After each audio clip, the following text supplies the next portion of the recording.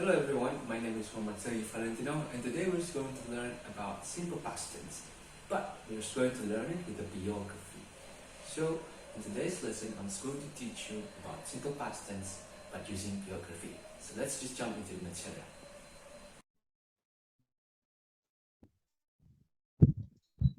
Hello guys, so my name is Muhammad Saki Valentino. So today we're just going to learn simple past tense with biography. Jadi seperti yang saya katakan tadi, kita akan mempelajari simple past tense menggunakan biografi. Lalu bagaimanakah nanti cara kita mengajarkannya? Langsung saja kita menuju ke pembelajaran. Okay, but first, before we jump into the material, I would like to introduce you to present to you about my learning objective atau capaian yang ingin saya capai di pembelajaran kali ini.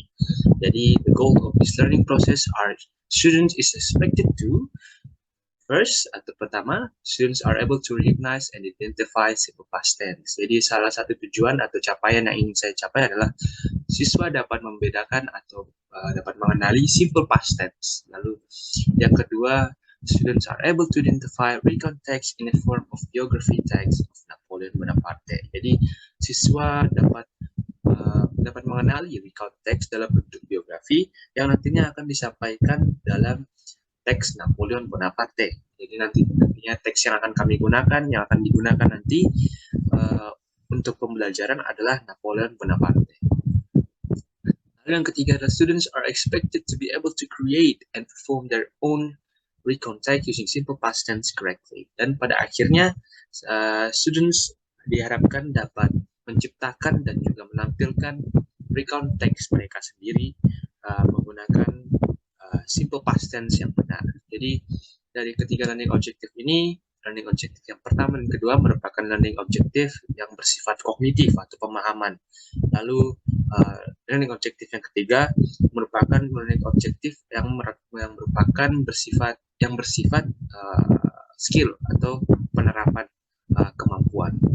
Jadi setelah mereka nanti kita ajarkan bagaimana memenuhi learning objective 1 dan 2, nanti mereka akan mempraktikkan menggunakan learning objective yang ketiga. Okay, so what's next? Let's see. So here's my indicators. Jadi ini adalah indikator-indikator bahwa capaian saya sudah tercapai. Ada beberapa indikator, ada 6 lebih tepatnya.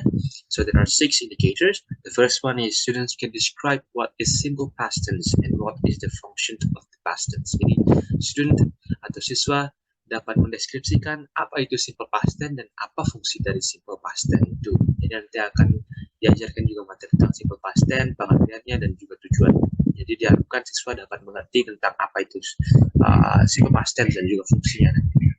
So student can find simple past tense in the text of Napoleon Bonaparte. Jadi indikator kedua, students dapat menemukan simple past tense atau tenses simple past tense di teks Napoleon Bonaparte yang akan kita gunakan nanti. Jadi itu sebuah indikator keduanya. Jadi students dapat menemukan simple past tense selama belajar apa itu simple past tense, dia dapat menemukan apa itu simple past tense yang nantinya pasti ada terletak di Napoleon Bonaparte atau di biografi Napoleon Bonaparte. Lalu yang ketiga, student can describe the definition of a biography. Jadi students dapat mendeskripsikan apa itu definisi dari biografi atau apa itu biografi. Jadi selain kita belajar tentang simple past tense, kita juga memasukkan sedikit kursus literatur untuk dipelajari yaitu biografi. Jadi tidak hanya belajar tentang linguistik atau simple past tense-nya, tapi kita belajar juga tentang literatur yaitu biografi. Lalu students are able to comprehend and the purpose and obtain moral values from the text. Jadi students dapat memahami dan tujuan dan juga dapat mendapatkan nilai moral dari teks tersebut, teks biografi nanti itu. Jadi untuk mengukur indikator yang keempat ini akan diberikan assignment. Jadi assignment ini akan menjadi penentu apakah student ini sudah memahami atau sudah mendapatkan moral value dari teks biografi yang nanti akan diberikan. Lalu student can create their own brief biography of a famous figure by using simple past tense. Jadi student dapat menciptakan biografi mereka sendiri, yaitu biografi singkat dari tokoh terkenal dengan menggunakan simple past tense. Jadi ini termasuk ke dalam indikator yang bersifat skill ya. Setelah tadi nomor 1 sampai 4, indikator 1 sampai 4 adalah indikator yang bersifat kognitif. Indikator ketiga, kelima, dan keenam nantinya akan bersifat skill ya, untuk penerapan. Lalu yang terakhir adalah student can perform their brief biography they create using simple past tense by recording a video of them telling their brief biography. Jadi student atau siswa dapat menampilkan biografi singkat yang telah mereka buat menggunakan simple past tense yang tentunya sudah tepat dengan merecording atau merekamnya dan diperformakan atau ditampilkan melalui video tersebut. Okay, so that is my indicators for my today's lessons. So I'll do my best to make sure that every single indicator is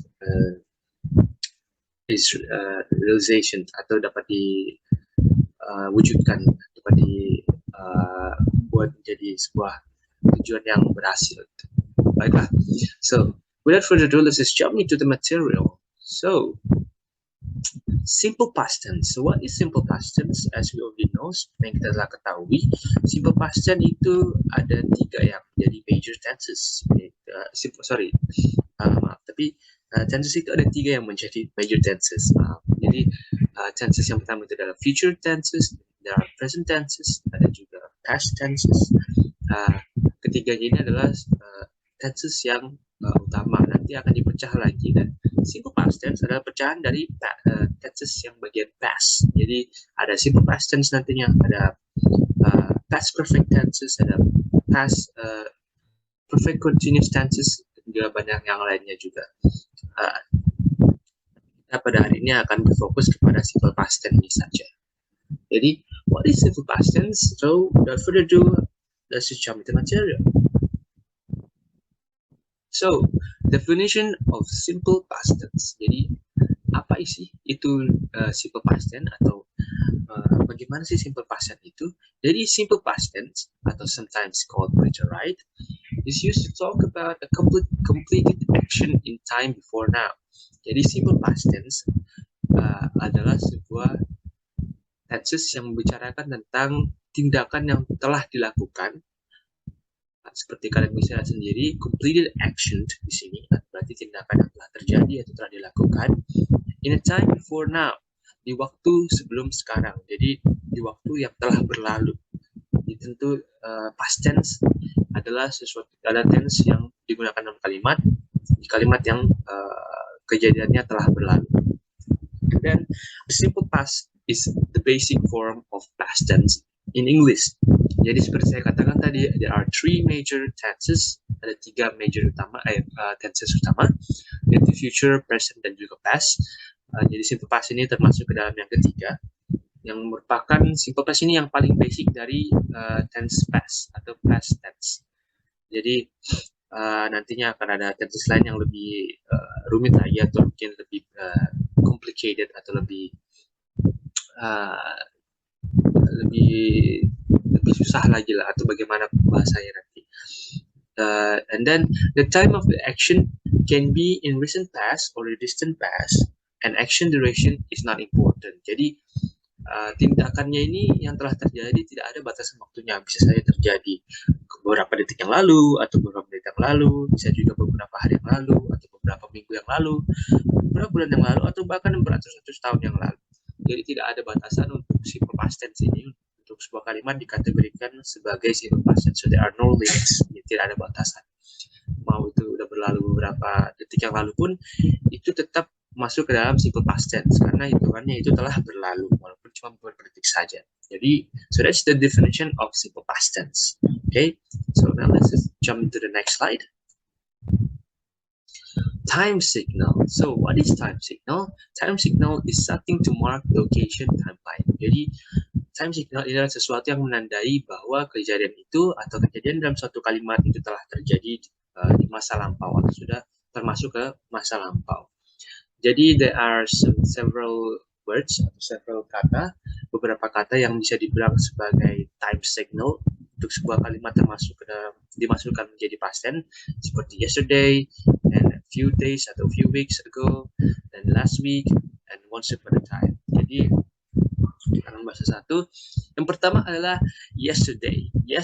Jadi setiap kali melihat ada kata yang mengandung kalimat yang mengandung kata yesterday, itu sudah pasti dia masuk ke past tense. Karena yesterday kan kemarin, jadi kemarin itu sudah berlalu. Dan setiap kata yang mengandung kata yesterday, kalimat yang mengandung kata yesterday itu merupakan kalimat yang bisa dibilang tergolong ke dalam simple past tense atau past tense. Lalu a few days, a few weeks, a few months, atau a few years ago, yang ada belakangnya ada ago-nya, karena ago ini sebagai time signal dia biasa diletakkan di belakang kalimat. Jadi a few days, a few weeks ago, a few months ago, a few years ago, 100 years ago, semua yang menggunakan kata ago di belakang kalimatnya itu sudah bisa dibilang kategorikan sebagai simple past tense, ya. Jadi sudah bisa masuk simple past tense. Lalu yang berikutnya adalah last week. Jadi kira-kira nih mana nih time signalnya? Ya, betul sekali. Last week itu time signalnya adalah last. Jadi berbeda dengan ago, dengan ago diletakkan di belakang. Sedangkan last biasa diletakkan di depan kalimat. Seperti last week, dia penggunaannya sama seperti ago, bisa digunakan di days, week, months, dan years, dan lain-lainnya. Hanya saja dia diletakkan di depan. Seperti contoh, last week atau last month, bisa juga last years, ya. Jadi atau kalau untuk hari dia bukan last days, ya, tapi maybe last Sunday atau last Wednesday, itu bisa digunakan seperti itu. Jadi sama seperti ago, hanya saja diletakkan di depan. Nah, jadi setiap kalimat yang mengandung kata last ini bisa dibilang dia sudah masuk ke dalam past atau ke dalam bisa dibilang simple past tense. Oke. Lalu ada once upon a time. Tapi ini depend on the context. Once upon a time ini biasanya untuk teks-teks narasi, ya, atau naratif misalnya untuk menceritakan sesuatu. Once upon a time ini kalau dalam bahasa Indonesia is pada suatu hari, ya. Jadi pada suatu hari ini biasa digunakan pada teks-teks naratif, ya, atau dalam sebuah teks-teks yang menceritakan sesuatu lah, ya. So, once upon a time. Tapi it depend on the context. Seperti saya taruh dalam kurung ini depend on the context, berarti dia ada konteksnya agar bisa masuk ke dalam simple past tense. Bisa saja once upon a time ini dia bukan masuk ke simple past tense, bahkan bisa masuk ke future atau mungkin present, lebih sering ke present, ya. Jadi once upon a time in the maybe 100 years ago from now, atau once upon a time in the future, itu udah bukan past tense mereka penggunaannya. Tapi kalau misalnya once upon a time, misalnya pada periode in 1988, itu kan sudah pasti sudah berlalu kan, 1988. Jadi once upon a time yang ada indikator atau konteksnya sudah pasti berlalu seperti 1988 atau once upon a time 100 years ago, atau once upon a time in 1976, atau once upon a time bla bla bla, sepanjang konteksnya bisa dibilang sudah lampau, maka once upon a time ini bisa dibilang sebagai once upon a time yang termasuk ke dalam simple past tense atau past tense. Okay? So that is all time signal. Jadi itu adalah sebenarnya time signal. Jadi time signal ini adalah bisa dibilang indikatornya dalam kalimat untuk menentukan bahwa apakah kalimat ini masuk ke dalam simple past tense atau tenses yang lain. Itu menggunakan time signal. Jadi jika kalian masih merasa bingung nih bagaimana menentukan ini kalimat ini maksudnya pakai past tense atau enggak, jadi kalian bisa langsung aja cari time signal di kalimat tersebut.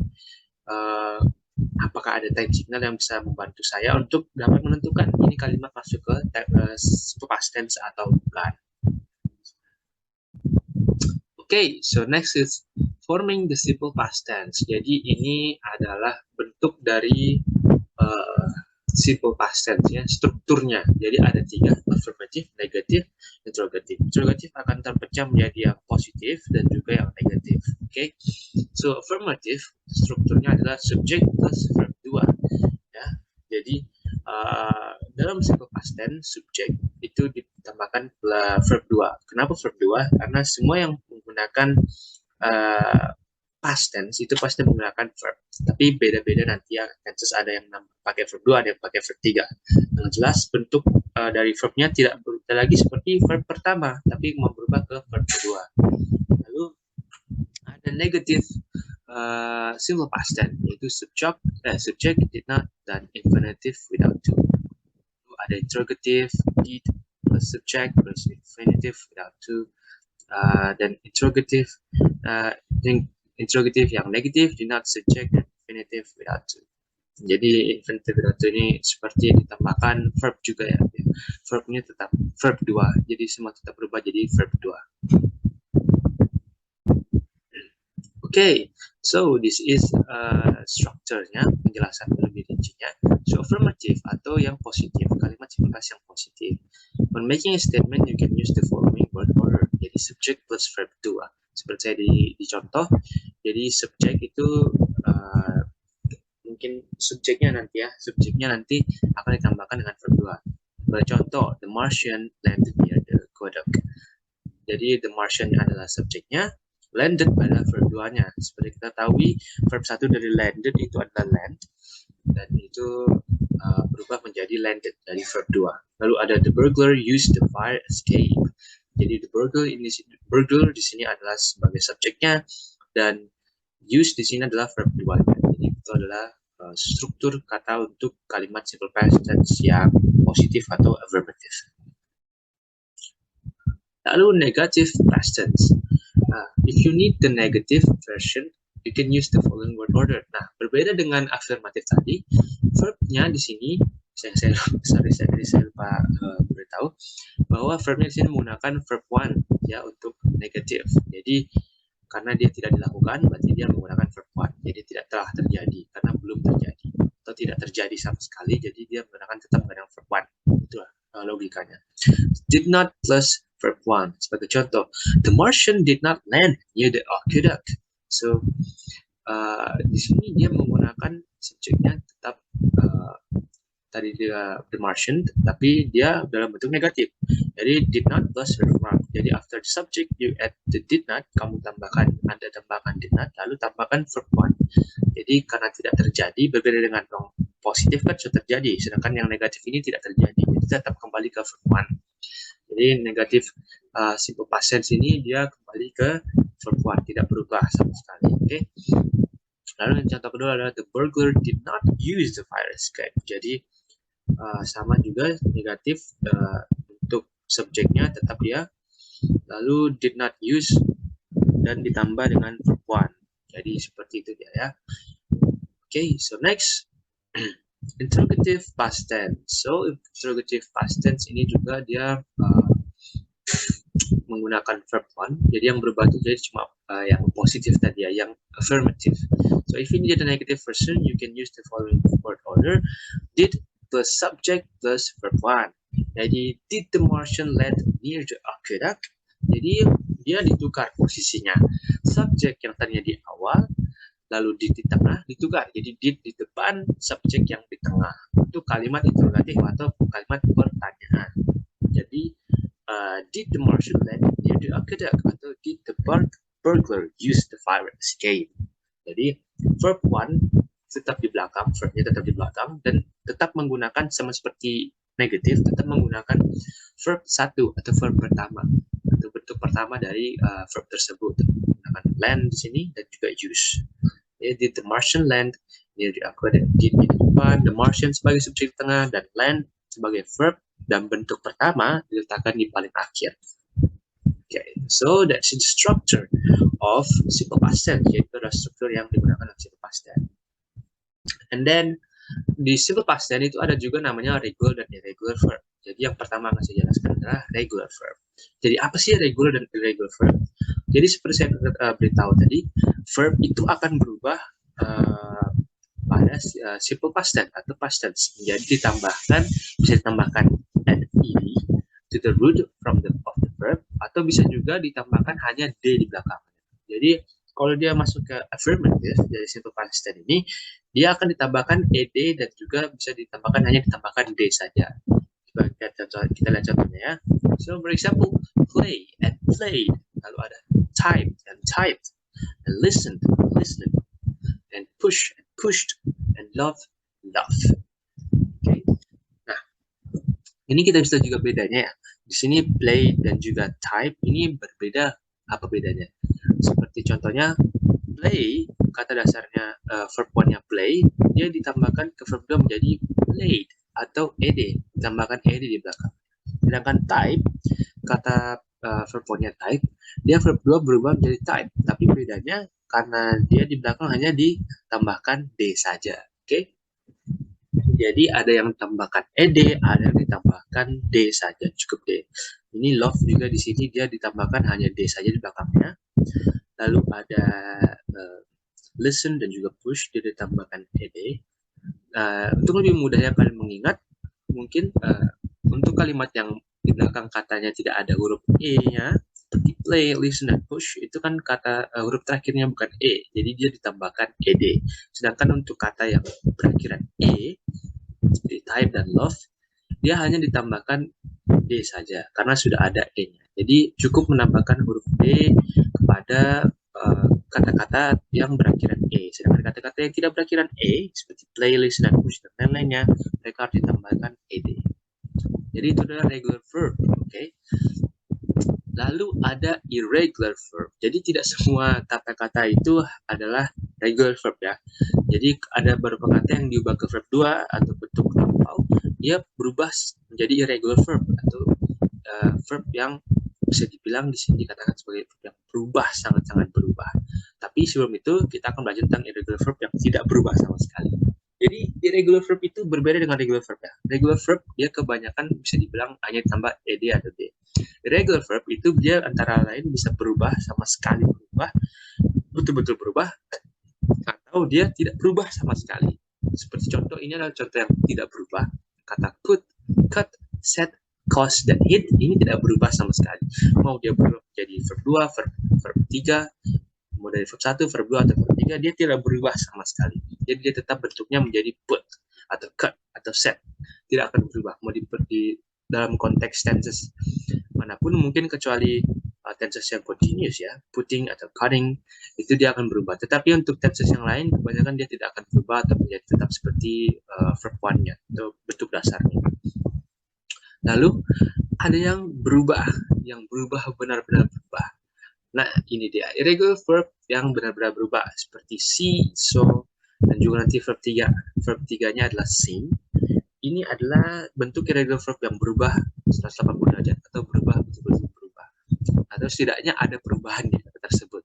Ya, seperti see di sini struktur hurufnya juga berubah jadi dari SEE atau C menjadi saw.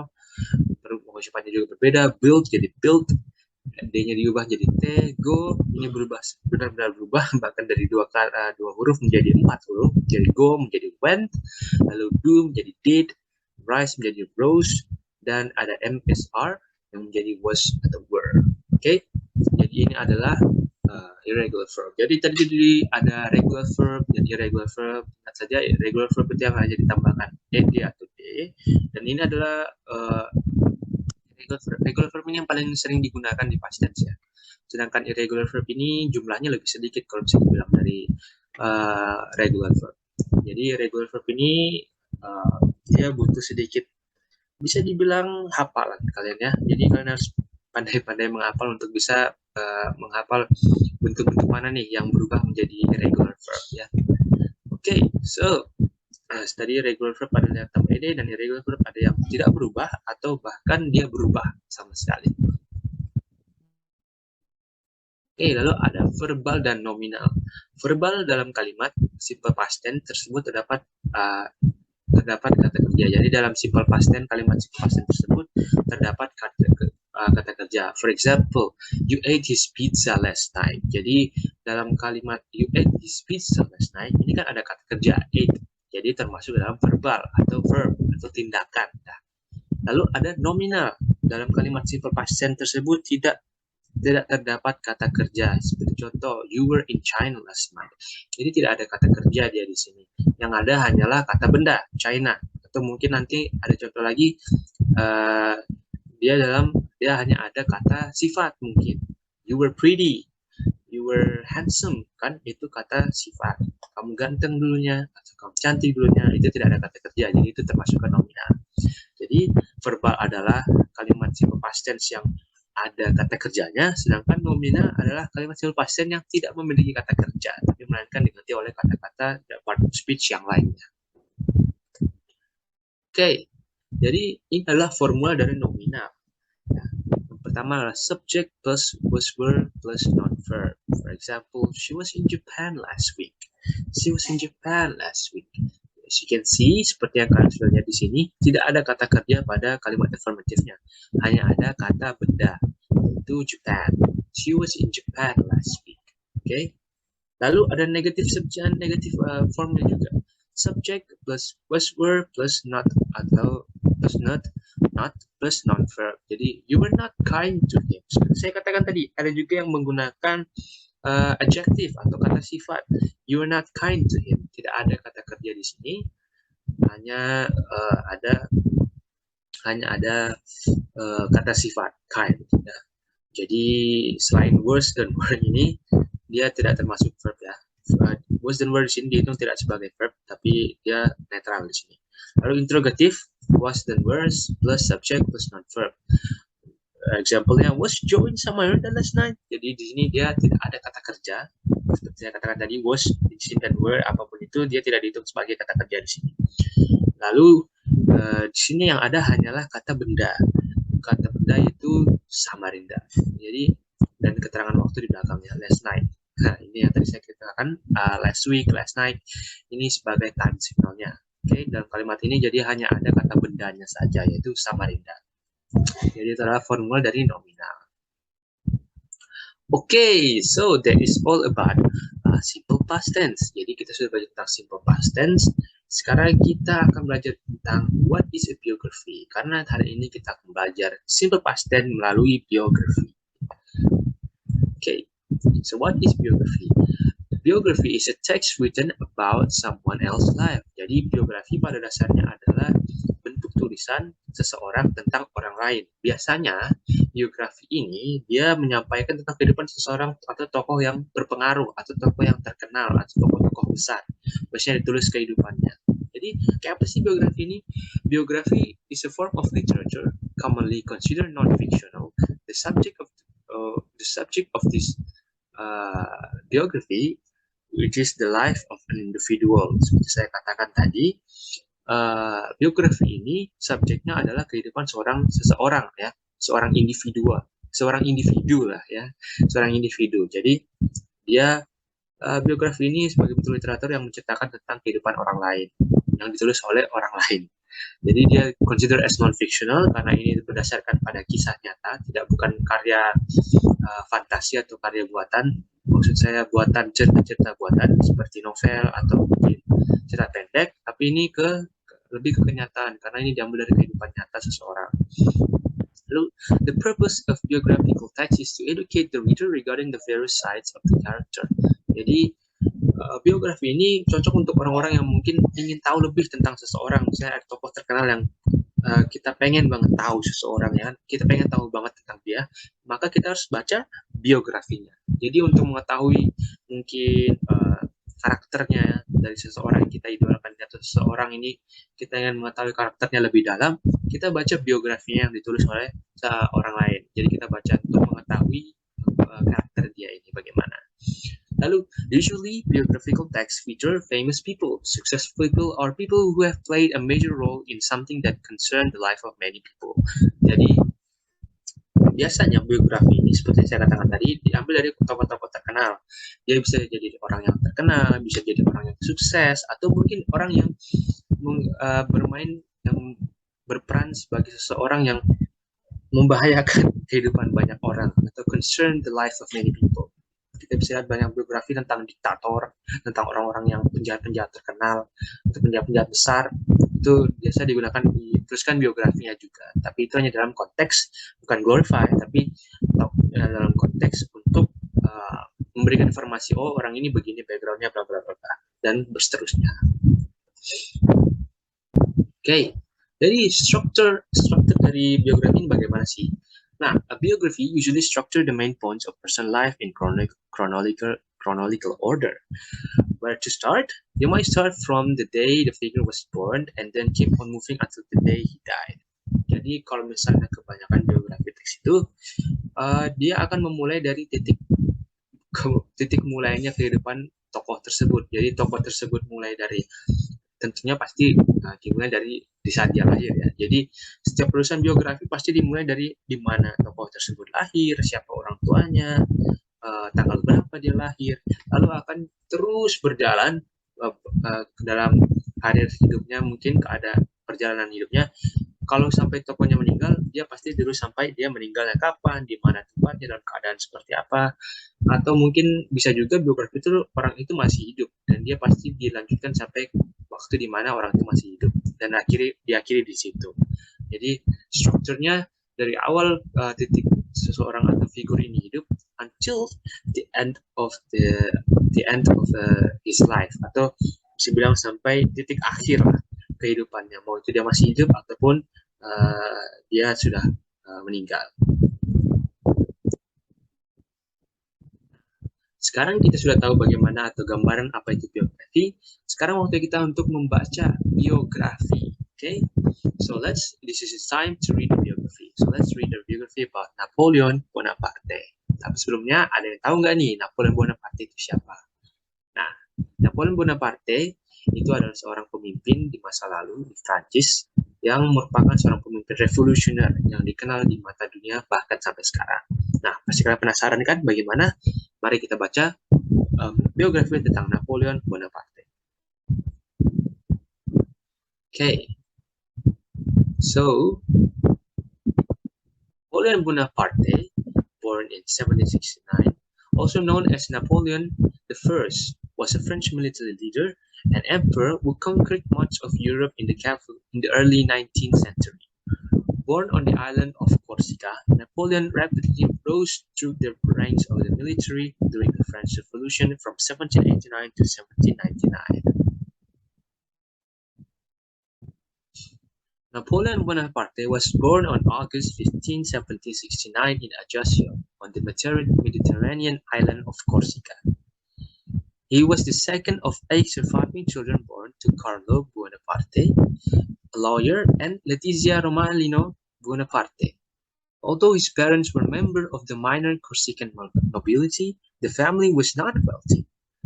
The year before Napoleon's birth, France acquired Corsica from the city-state of Genoa, Italy. Napoleon later adopted a French spelling of his last name.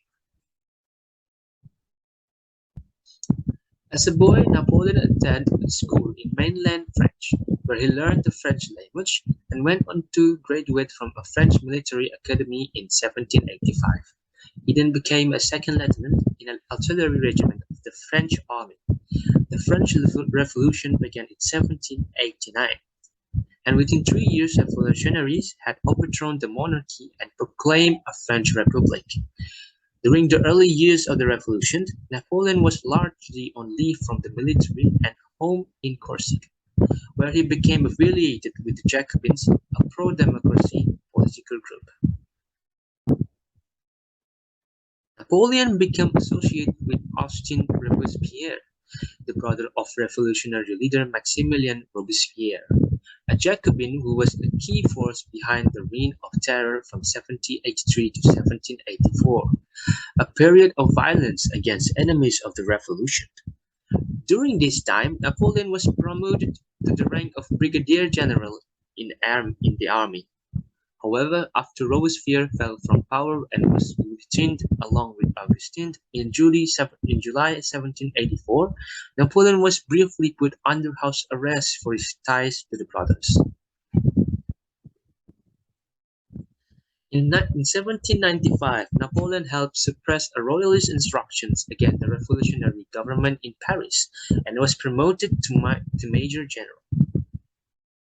The following year, the Directory, the 5-person group that had governed France since 1785, offered to let Napoleon lead an invasion of England. Napoleon determined that French naval forces were not yet ready to go up against superior British Royal Navy.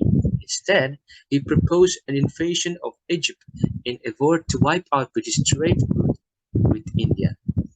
Napoleon's troops scored a victory against Egypt's military rulers, the Mamluks, at the Battle of the Pyramid in July 1798. In November 1799, in an event known as the Coup of 18 Brumaire, Napoleon was part of a group that successfully overthrew the French Directory. The Directory was replaced with a three-member consulate, and a 5.7-inch Napoleon became the first consul, making him and the 5.7 Napoleon became first consul, making him France's leading political figure.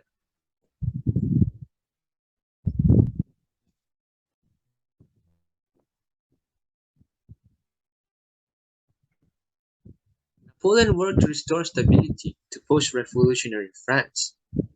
He centralized his institute reform in such areas as banking, education, supported science and the arts, and sought to improve relationship between his regime and the Pope, who represent the French main religion, Catholicism, which had suffered during the Revolution.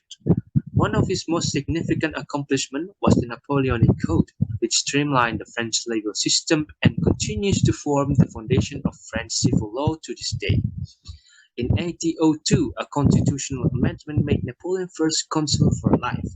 2 years later, in 1804, he crowned himself Emperor of France in a lavish ceremony at the Cathedral of Notre Dame in Paris.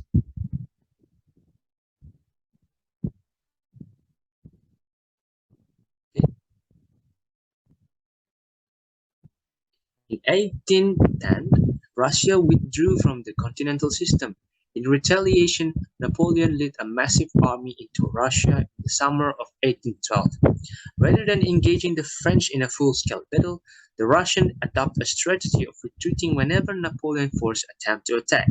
As a result, Napoleon's troops trekked deeper into Russia despite being ill-prepared for an extended campaign.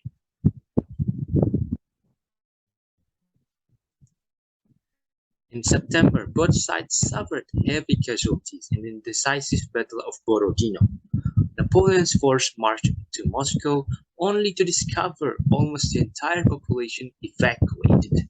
Retreating Russians set fires across the city in an effort to deprive enemy troops of supplies. After waiting a month for surrender that never came, Napoleon, faced with the onset of the Russian winter, was forced to order his starving and exhausted army out of Moscow. At the same time as the catastrophic Russian invasion, French forces were engaged in the Peninsular War from 1808 to 1814, which resulted in the Spanish and Portuguese, which assistance from the British, driving the French from the Iberian Peninsula. This loss was followed in 1813 by the Battle of Leipzig, also known as the Battle of Nations, in which Napoleon's forces were defeated by a coalition that included Austrian, Prussian, and Russian and Swedish troops. Napoleon then retreated to France, and in March 1814, coalition forces captured Paris. In October 1815, Napoleon was exiled to the remote British-held island of St. Helena in the South Atlantic Ocean. He died there on May 5, 1821, at the age of 51, most likely from stomach cancer. During his time in power, Napoleon often posed for painting with his hand in his face, leading to some speculation after his death that he had been plagued by stomach pain for years. Napoleon was buried on the island despite his request to be laid to rest on the banks of the Seine among the French people I have loved so much, he said. In 1840, his remains were returned to France and entombed in a crypt as Les Invalides in Paris, where other French military leaders are interred. Now, we've done and we have finished our biography about Napoleon Bonaparte, and we have also learned about simple past tense and biography. Now there's going to be a quiz. So answer this question based from your understanding of the material. The first question, based on the understanding you have, what is the definition of the past tense? A tense expressing an action that has not yet happened or state that does not yet exist. B, a tense of expressing an action that has happened or state that previously existed. C. A tense expressing an action that happening currently in the present time. So, what is your answer? Okay. After you pick your answer, please write it down on the comment section.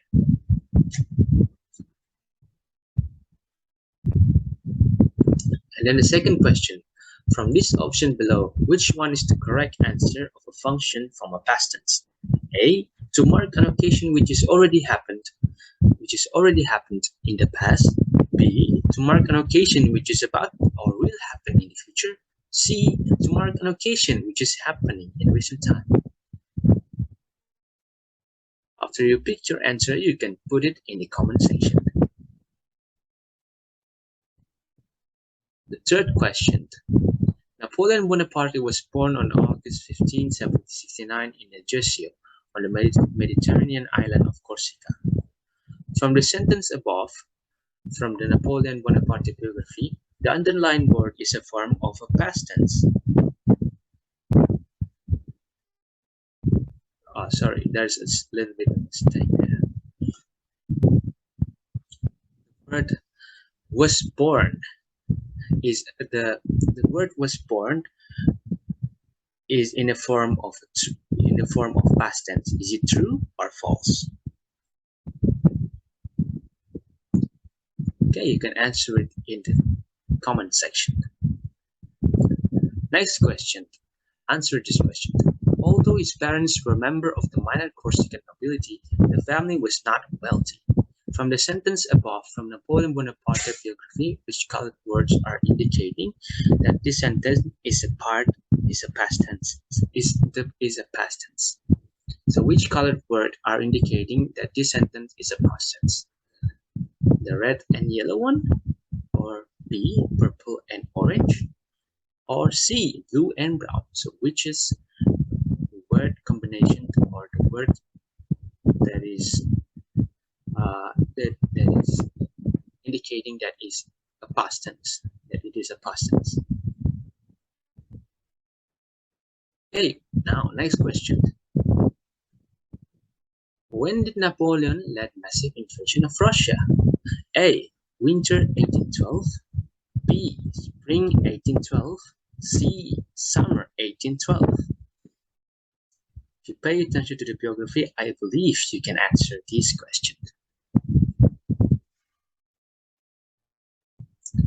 Next question. Where has Napoleon spent the rest of his life after his downfall? A. Saint Helena. B. Corsica. C. Paris. Just like before, you can answer the question and put your answer on the comment section. Next question. In 1804, Napoleon proclaimed himself as A. King of France. B. Emperor of France. C. Governor of Paris. Okay, you can pick your answer and then you can comment it in the comment section.